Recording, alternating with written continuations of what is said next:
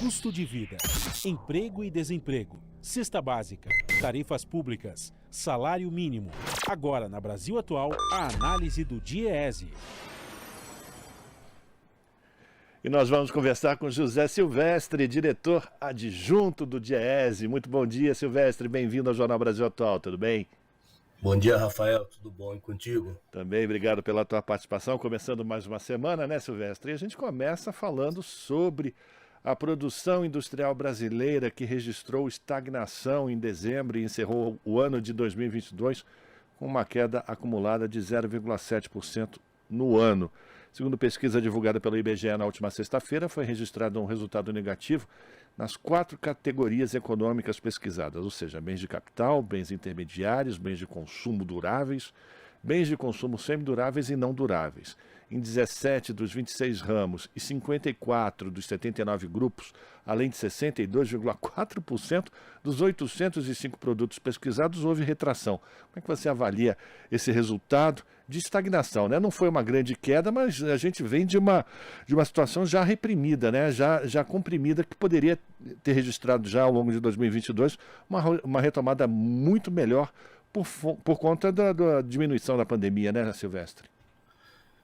Exatamente, Rafael. Se a gente olhar os dados do IBGE divulgados, no acumulado dos 12 meses, agora no ano de 2022, a partir de abril, a variação comparada com o mês anterior é sempre negativa, ou seja, nós tivemos ao longo de 2022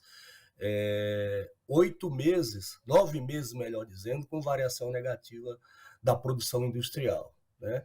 É uma coisa grave, porque essa queda significa que em 2022 nós estamos num patamar abaixo daquele registrado na pré-pandemia, né? Ou seja, lá em 2019. E isso é reflexo, né, desse movimento de desindustrialização que o Brasil tem vivido ao longo dessas últimas décadas, né? E aí você tem, digamos assim, alguns fatores, né, Rafael, que explicam esse comportamento, né? Um deles, no período mais recente, é a elevação da taxa de juros, né? Isso acaba encarecendo o crédito e, portanto, afetando os investimentos. Você tem também a alta da inflação nesses últimos, pelo menos um ano e meio, né? Principalmente a inflação dos alimentos, que derruba, né? Reduz a demanda, portanto, o consumo. E não podemos esquecer que você também tem aí um endividamento elevado das famílias, né? Que também contribui para essa redução do consumo, né? Então, esse conjunto de fatores explica aí essa queda, né, na produção industrial brasileira. E aí, Silvestre, o setor industrial, evidentemente, ele é muito importante porque ele é responsável pela geração dos empregos mais qualificados, que tem os salários melhores para a economia brasileira. E essa é uma preocupação, inclusive, da nova equipe econômica. Fernando Haddad já disse que, na sua proposta de reforma tributária, ele vai verificar a carga tributária que incide sobre a indústria, enquanto que outros setores, basicamente exportadores de commodities, têm uma carga muito inferior, não? Sim, a indústria, né, a discussão, né, em torno da necessidade de você ter um projeto de reindustrialização do Brasil. Acho que está no radar do governo, e é isso que a gente tem assistido. Isso foi colocado durante a campanha, e eu acho que tem aí uma dimensão importante nesse debate, que é o que você lembrou, que é a reforma tributária, né? Você precisa, numa reforma tributária que está sendo preconizada, você precisa, de um lado, de ter um processo de simplificação da nossa estrutura, mas, fundamentalmente, ter também um processo de uma reforma mais, digamos, progressiva, né? E que também, obviamente, contribua, né, para que você tenha um estímulo, né, do ponto de vista tributário ao próprio setor industrial, né? Que todos nós sabemos que o setor industrial é um setor mais, como você também lembrou, mais estruturado, é um setor onde você tem um índice de formalização da mão de obra mais avançado, ou seja, maior do que na média dos demais setores.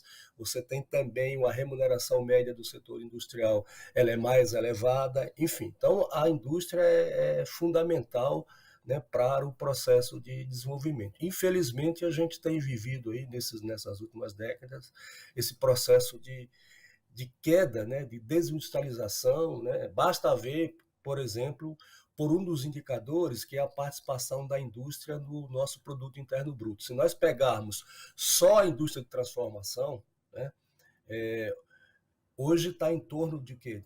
Próximo de 11%, né? Já foi mais do dobro disso, né? Então, é de fato uma necessidade urgente a discussão e o debate em torno da reindustrialização do Brasil para que a gente possa enfrentar, né, a questão do desenvolvimento, empregos de melhor qualidade, distribuição de renda, enfim. E a indústria é o setor que mais, digamos assim, contribui para esse processo. E aí, Silvestre, o presidente Lula, inclusive, já deu 2 pistas de caminhos que podem ser seguidos para se buscar dessa reindustrialização. Eu queria que você avaliasse a importância dessas pistas. Uma delas é a retomada do Mercosul, lembrando que o Brasil, com seus parceiros aqui na América do Sul, era responsável por uma grande exportação de bens manufaturados, ou seja, da indústria com valor agregado alto. E outra pista que o governo Lula lança é a retomada dos investimentos pela Petrobras, que também tem uma cadeia extensa, né, de geração de empregos e empregos qualificados, né? Eu acho que eu acrescentaria também, Rafael, além dessas 2 pistas, uma que eu acho que é o setor da construção, que embora tenha sido completamente desestruturado, né, pela ação da Lava Jato, mas esse é um outro setor que o Brasil tinha uma grande, digamos, capacidade e competitividade que foi destroçado pela Lava Jato. Então, eu acho que deve também estar no radar a retomada da indústria da construção. E acho que a cadeia de petróleo e gás que o Brasil tem, né, em que pese você ter tido uma destruição aí e um fatiamento, né, a venda dos ativos da Petrobras, né, acho que essa também é outro importante setor da indústria brasileira que deve ser retomado, estimulado e assim por diante. E no caso do Mercosul, eu acho que é estratégico também, né, mas também do ponto de vista, porque o que acontece? A China tem avançado a passos largos, né? Então eu acho que essa iniciativa do governo de tentar recompor o Mercosul, enfim, passa também por esse processo, né, de ganhar espaço, retomar espaços, né, do ponto de vista do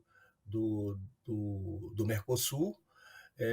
E eu acho que também, para finalizar, nós temos também aí como o Brasil voltou, né, deixou de ser pária e voltou a ter protagonismo. Tem uma questão fundamental que eu acho que vai estimular e vai perpassar essa discussão toda, que é a questão do ambiental, né? A questão do meio ambiente, das mudanças climáticas. Eu acho que isso vai ser um grande fator de atração de investimento para o Brasil e, portanto, isso tem que rebater positivamente na discussão da indústria, da transição justa, da indústria limpa, enfim. Acho que isso é fundamental olhando aí para o futuro próximo. Pois é, Silvestre, mas aí a gente também lembra dados divulgados pelos organismos econômicos financeiros internacionais, FMI, por exemplo, dizendo que provavelmente o mundo vai enfrentar uma estagnação econômica com pouco crescimento. Você acha que essas iniciativas que o governo do presidente Lula está começando a desenhar aqui no Brasil pode enfrentar essa situação de diminuição da produção econômica no mundo inteiro e o Brasil conseguir passar ao largo de uma crise maior? Olha, eu acho que é possível, né? Primeiro por essa questão, acho que do protagonismo ambiental, isso que esse é um fator importante. O outro que eu acho que a gente está vivendo dificuldades, mas particularmente a gente precisa, né, começar a fazer com que a taxa de juros ceda, né? Que é um pouco aí o embate que a gente tem assistido com o Banco Central, enfim, autônomo, né? Uma economia que está praticamente estagnada, né? A renda em queda, ainda que tenha tido melhoras no mercado de trabalho, né? Mas essa melhora está muito mais localizada em impostos de trabalhos precarizados, com baixa remuneração e assim por diante. Portanto, eu acho que um fator importante aí para ser perseguido é a redução da taxa de juros para poder abrir espaço, ou seja, para que o crédito se torne mais barato. E você tenha crédito, né, que, aliados a outras iniciativas que o governo tem anunciado e vai anunciar, possa contribuir para a retomada da nossa economia, em que pese isso que você lembrou, quer dizer, a perspectiva é de baixo crescimento mesmo na economia internacional, enfim, mas eu acho que o Brasil tem condições, né, de